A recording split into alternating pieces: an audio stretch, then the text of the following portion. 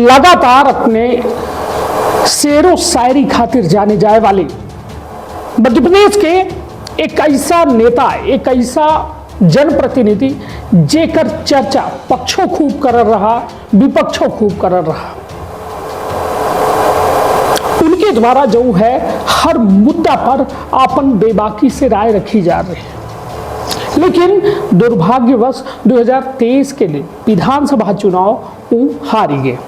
उनके द्वारा एक शेर कहा जा रहा कि जाती हुई लहरों को देखकर किनारे पे घर न बना लेना, मैं समंदर हूं वापस लौटकर जरूर आऊंगा। डॉक्टर नरोत्तम मिश्रा के हार के चर्चा अन्य के जीत से वास्तव में ज्यादा होते रहे और वास्तव में आजो तक डॉक्टर नरोत्तम मिश्रा की चर्चा बराबर जारी है। हाल ही में एक बड़ी अपडेट आई है, हालांकि अपना 25 जनवरी बहन की उनका क्लस्टर प्रभारी बना बगा है और बीजेपी की यह खासियत थी।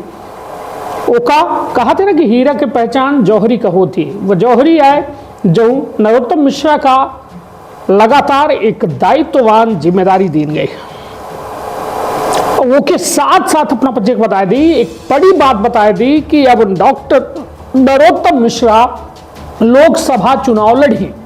कहां से लड़ी पूरी खबर लेके आए हैं तो विंध्य क्षेत्र के ये पहल बघेली न्यूज चैनल पर हम करीस तिवारी अपना पंचन का सभी जनन का प्रणाम करी थे और शुरुआत करी थी पूरी खबर के, जहां प्रोजेक्ट बता दी कि नरोत्तम मिश्रा वो नाम आई जिनके बगैर मध्य प्रदेश के राजनीति के आकलन कर पाऊ संभव नहीं है।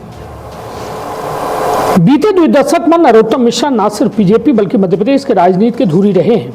ऑपरेशन लोटस हो या शिवराज सरकार की गृह मंत्रालय के संचालन हो या हाल में संपन्न भय विधानसभा चुनाव 2023 में मिली इनके हार के चर्चा काहे न हो। ये हर समय मध्य प्रदेश के राजनीति के केंद्र रहे हैं। दतिया विधानसभा सीट पर लंबे समय तक जीतत रहे हैं, लेकिन लगभग 1 दशक बाद उनका दतिया सीट पर हार के सामना करे का पड़ा है। और वह ऐसा समय जब मध्य प्रदेश में बीजेपी 163 सीटन के साथ बंद पर वापसी करे। हालांकि चर्चा यह है कि नरोत्तम मिश्रा का मुरैना श्योपुर संसदीय सीट से चुनाव लड़ा जा सकता है। मुरैना श्योपुर संसदीय सीट हाल में खाली भई है, काहे कि यह सीट से सांसद नरेंद्र सिंह तोमर सांसद पद से इस्तीफा दे चुके हैं। बीजेपी के नरेंद्र सिंह तोमर का दिमनी विधानसभा सीट से चुनाव लड़ा बगा, वो जीते। यह समय नरेंद्र सिंह तोमर मध्य प्रदेश विधानसभा के अध्यक्ष है। ऐसा मां मुरैना संसदीय सीट से लोकसभा कैंडिडेट के तौर पर बीजेपी कोनो मजबूत उम्मीदवार का चुनावी मैदान में उतार सकत है। और बीजेपी के अंदर चर्चा यह है कि नरोत्तम मिश्रा का चुनाव लड़ा जा सकत है। लेकिन सिर्फ मुरैना सीट नहीं बल्कि अन्य सीट से लोकसभा चुनाव लड़ाई के काफी संभावना है। तो निश्चित तौर पर भोपाल लोकसभा सीट बीजेपी की तरफ सुरक्षित सीट मानी जाती। यहाँ लंबे वक्त से बीजेपी के उम्मीदवार चुनाव जीत रहे हैं।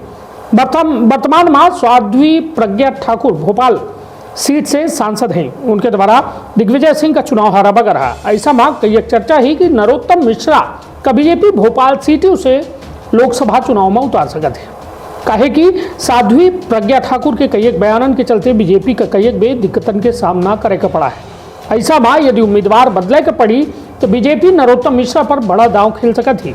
उनका भोपाल लोकसभा सीट से चुनाव लड़ा सकती। खबर मतलब यह जो हुई ये बेहद पुख्ता खबर ही कि लोकसभा चुनाव डॉक्टर नरोत्तम मिश्रा जो पूर्व गृह मंत्री हैं और दतिया से एक हारे हुए प्रत्याशी है, लेकिन लगातार उनका जो बयान है, उनका जो गर्मजोशी है मध्य प्रदेश के सियासत का गर्म जरूर कह देती। हालांकि यह बात से, यह संकेतन से यह जरूर तय हो गया है कि लोकसभा चुनाव लड़प करी ही।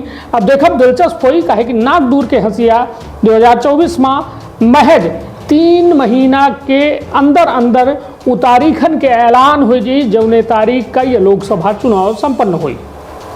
तब इंतजार अपनों करी, इंतजार हमहू करें। यदि कोनो चुनाव से जुड़ी अपडेट अपना का देखे हो तो बने रही एमपी संदेश न्यूज़ 24 के साथ। आप अपने परिवार के रखब बहुत ख्याल। धन्यवाद, प्रणाम।